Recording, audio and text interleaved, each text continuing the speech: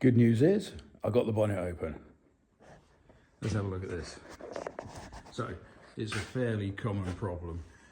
The bonnet's got two catches, one here and one here. And they mate into here and here. And you'll see that because I'm working on my own, I had to be clever. I have got a tool which is exactly the right length, holding the lever up, which means that if that's happening, that cable runs along here. There's a little box underneath there, which it runs through, and the cable runs down there, it's there, and then it runs under here, and it comes to the first of these catches. And if you look down the hole, you'll see that a little bail wire, I think that's what it's called, is pulled back.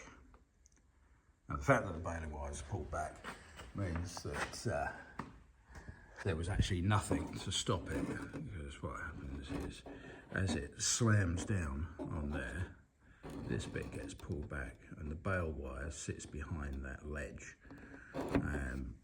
But with the bail wire not there, as you can see,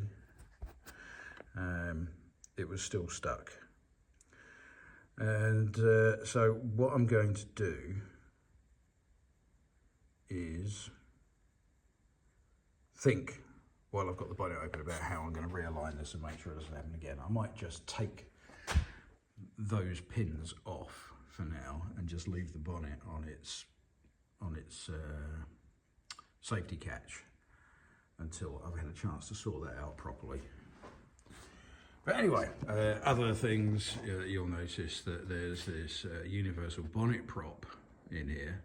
That's because the gas struts, which are supposed to hold the bonnet up, one on each side, are not holding the bonnet up. So that's something that will need to go on the list.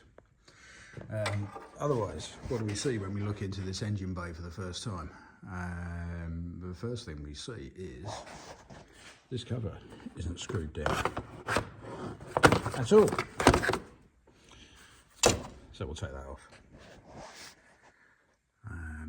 But otherwise, this is refreshingly unmessed about with. Vacuum pipe there. Now, I think you might have heard me saying I thought this car might have vacuum problems. The vacuum pipe looks like someone's had a sledgehammer on it. I'm not really sure why, but never mind. This is a vacuum advance, and look at that. So this is the EGR valve, and one of the things the engine was complaining about was EGR. That's the vacuum pipe. It's not actually on. So, not surprised the EGR wasn't working. Unfortunately, I haven't got any other lights here at the moment, so I can't really give you an in-depth view of what's going on here. It's got a nice big start battery, but I don't know the condition of it or the age. We'll have a proper look at that later. This is the fuel filter, and I'm going to change that because I believe that might be part of where the problem is. Oh, hang on, what's this? This isn't right.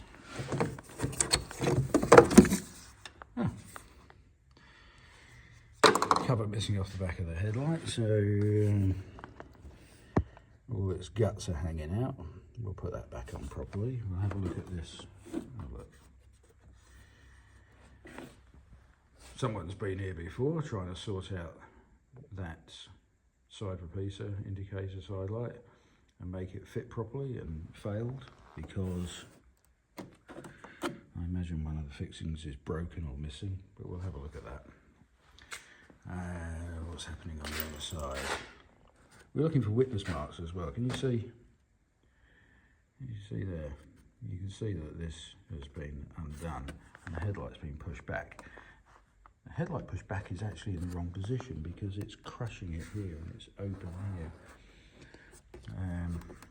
So we'll slacken that off and let the whole lot come forward and sit back where it should be. One thing I do often look at when I open the bonnet on one of these for the first time is the grille, and in particular its fixing screws. I'm looking to see that it's got the original fixing screws and that the tabs aren't broken, because that's always a really good guide to how much it's been messed around with. And these two screws are correct. None of the tabs are broken, but that's the wrong screw. It's not a deal breaker by any means, but it just tells you a little bit about what's going on here. Yeah, this car has had vacuum problems. Can you see here? Someone's replaced Jubilee clips. They're probably looking in the wrong place. I'm going to do a separate video about vacuum lines and the sorts of problems that we get with them. But I'll give you a hint. This one here, and this one that runs off of here, these are absolutely critical to the operation of the turbo. So this is vacuum from the vacuum pump here on the front of the engine via a little manifold that's hidden underneath there. And then this is an accumulator, and this pipe here goes down to a solenoid, electronically operated by the engine's ECU, to open the vacuum to the turbo and allow it to spool up. And with that pipe off of there, the vacuum being generated by the engine would not have been sufficient, and it may be that the turbo wasn't spooling up. And that on its own might be enough to stop this engine from working properly. But what we're going to do, I've got another, we'll just wander over here. We've got another filter, which I picked up on my way past. There she is, my booty. We're going to fit that. Oh, all the rubbers are missing out of there. Well, what do you expect for a 190,000 mile engine? Right, let's see if we can prop this camera up somewhere where it's useful. And we'll let you watch as I endeavour to change this fuel pump. Not this fuel pump, this fuel filter. Can I prop this up in a way that's useful? Probably I need a socket or something. Stay there.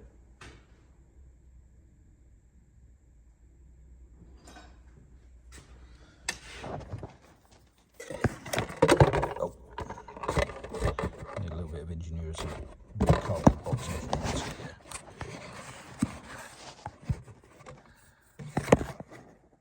There we go. Right, I think you can see what I'm doing from there. We're going to be working on this, which is the fuel filter, and here is my new one, Napa NFF2031.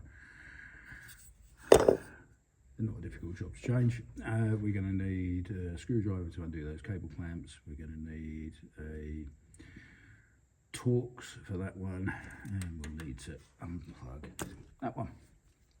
And then there's another Torx around here, which is the clamp that goes around the body of the fuel filter.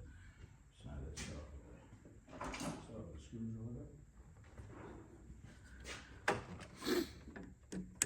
Tell me if the camera moves all of a sudden and you can't see, because I can't see the other side of the camera while I'm doing this.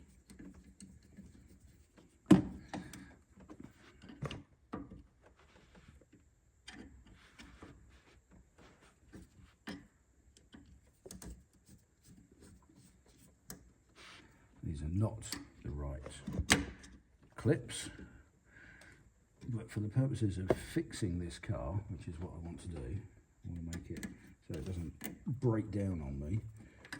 I'm just going to go with it as they are.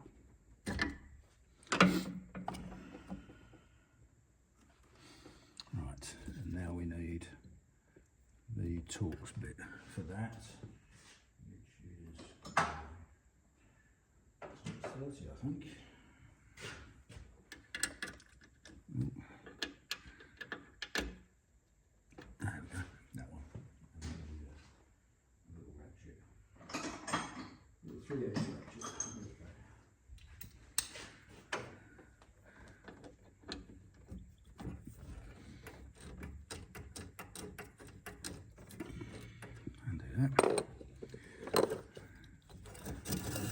Pull that bugger out and then undo that.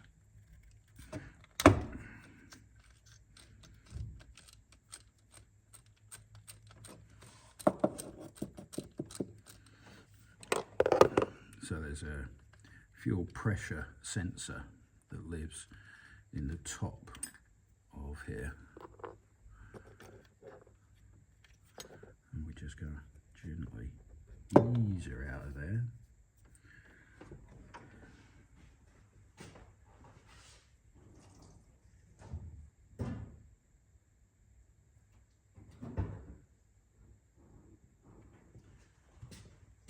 That filter is in a horrible condition.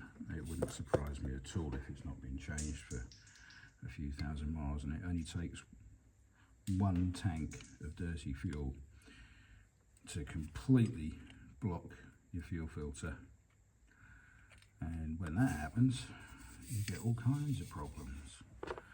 I'm hoping the kinds of problems we've been having. So the fuel pressure sensor goes back on the top of the filter there.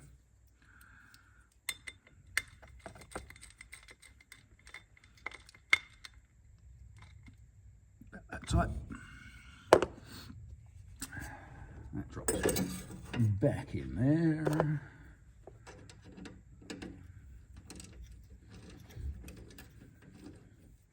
I'm using a T30 for both of these, but in reality this one's a T30 and that one's a T40.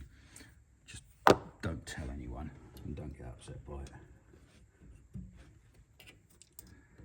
Now, I haven't primed this, but you don't need to with these M57s because they have a pretty good lift pump, which a couple of cycles of the ignition key will quite happily lift the fuel and prime the filter before you start it.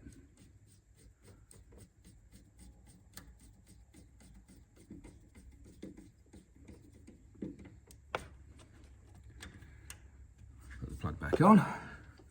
Right, and one more thing to do to that before we continue.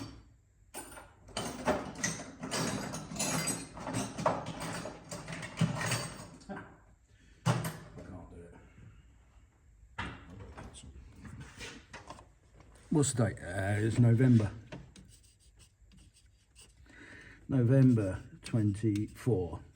Okay. When I get my paint pen, when I find my paint pen, I'll go over that, and I'll probably use this video to remind me what it was I did. Right. So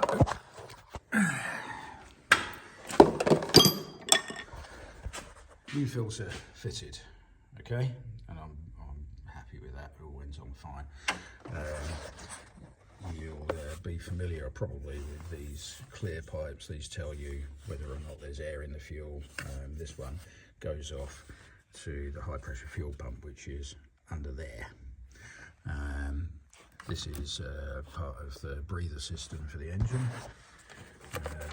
This wire is the only one that goes on here. You'll often hear people wondering what these plugs are for. These plugs here, which are in the wiring harness associated with that, don't worry about them. They don't do anything on your car. And the reason for that is that if you've got a car which is designed or was manufactured for a hot climate like Saudi or somewhere, this fuel filter, this fuel cooler here will have this air ducting with a fan in it. And those plugs are to do with the fan and the airflow sensors and things like that. So that's that. Should we check the oil while we're here? I've got a rag.